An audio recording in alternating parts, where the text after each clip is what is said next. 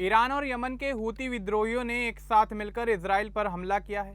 हूतियों ने दावा किया है कि उन्होंने इजराइल के बेन गुरियन हवाई अड्डे और दक्षिणी इलाके के सैन्य ठिकानों पर क्लस्टर मिसाइल और ड्रोन से हमला किया और इसकी जानकारी अल जजीरा ने दी। इसी समय ईरान की सेना ने भी बेन गुरियन हवाई अड्डे के अंदर एक कई महत्वपूर्ण जगहों पर ड्रोन हमला करने का दावा किया है। प्रेस टीवी के अनुसार ईरानी सेना ने कहा है कि यह बड़ा अभियान था जिसमें नए नियंत्रण टावर, टर्मिनल 1 और 2 के टावर, नेविगेशन उपकरण, एंटेना और रडार सिस्टम को निशाना बनाया गया है। ईरान ने इसे अमेरिका और इजराइल की हरकतों का जवाब बताया और कहा कि हमले जारी रहेंगे। यह घटना क्षेत्र में तनाव बढ़ा रही है। तो चलिए आगे बढ़ते हैं और इस पूरे मामले को विस्तार से समझते हैं। दरअसल 4 अप्रैल 2026 को यमन के हूती विद्रोहियों ने हमला शुरू किया। उनके प्रवक्ता ने कहा कि उन्होंने बेन गुरियन हवाई अड्डे और दक्षिणी इजराइल के सैन्य स्थलों को अपना निशाना बनाया। हमले के लिए हूतियों ने क्लस्टर मिसाइल और कई ड्रोन इस्तेमाल किए। उन्होंने दावा किया कि यह हमला ईरान की सेना, IRGC और लेबनान के हिजबुल्लाह के साथ मिलकर किया गया। अल जजीरा ने इसकी जानकारी दी। हूतियों ने कहा कि यह कार्रवाई फिलिस्तीन और ईरान के समर्थन में की गई है। उसी दिन सुबह ईरान की सेना ने भी अपना हमला शुरू किया। ईरानी सेना ने प्रेस टीवी के जरिए घोषणा की कि उन्होंने बेन गुरियन हवाई अड्डे के अंदर रणनीतिक जगहों पर बड़े पैमाने पर ड्रोन मिशन चलाया। सेना के बयान में कहा गया है कि हमला सुबह तड़के शुरू हुआ और इसमें बड़ी संख्या में मानव रहित हवाई वाहन इस्तेमाल किए गए। ईरानी सेना ने बताया कि उनके हमले के मुख्य लक्ष्य थे हाल ही में बना नया नियंत्रण टावर, टर्मिनल 1 और 2 के मुख्य नियंत्रण टावर, नेविगेशन उपकरण, एंटेना और रडार सिस्टम। उन्होंने स्पष्ट किया कि इस हमले का मकसद सैन्य हवाई यातायात के इलेक्ट्रॉनिक कमांड सिस्टम को नुकसान पहुंचाना था।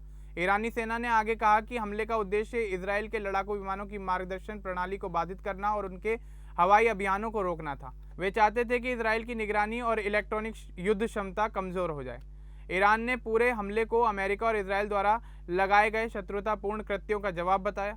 उन्होंने कहा कि बेन गुरियन हवाई अड्डे का इस्तेमाल ईरानी हितों के खिलाफ किया जा रहा था, इसलिए यह ज़रूरी प्रतिक्रिया थी। ईरानी सेना ने चेतावनी दी कि हालिया हमलों में शहीद हुए लोगों का बदला लिया जाएगा।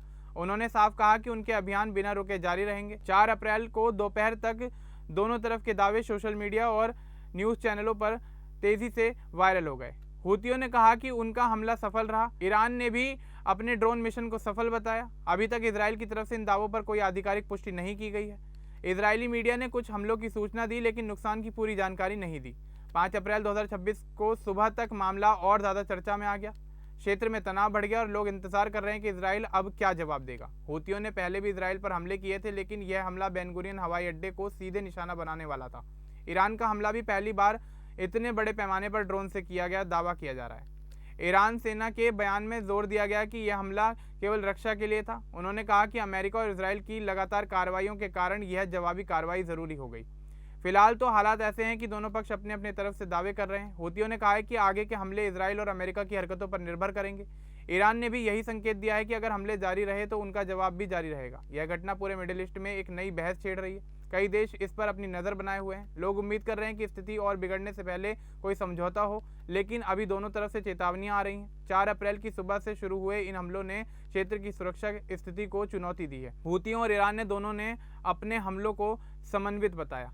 अभी तक कोई नया हमला या जवाबी कार्रवाई की कोई भी जानकारी निकलकर सामने नहीं आई है। पूरा मामला 4 अप्रैल को शुरू हुआ और 5 अप्रैल तक चर्चा का विषय बन गया। ईरान ने कहा कि उनके हमले का मकसद सिर्फ सैन्य ठिकानों को नुकसान पहुंचाना, ना कि आम लोगों को परेशान करना था। हूतियों ने यह भी दावा किया कि यह पूरा घटनाक्रम दिखाता है कि यमन, ईरान और इजराइल के बीच तनाव कितना बढ़ गया है। लोग अगले अपडेट का इंतजार कर रहे हैं कि क्या इजराइल जवाब देगा या स्थिति शांत होती है। अब इस पूरे मामले को लेकर आपका क्या कुछ कहना है, हमें कमेंट बॉक्स में ज़रूर बताएं। बाकी इस तरह के और अपडेट्स के लिए हमारे चैनल को सब्सक्राइब करना ना भूलें। धन्यवाद।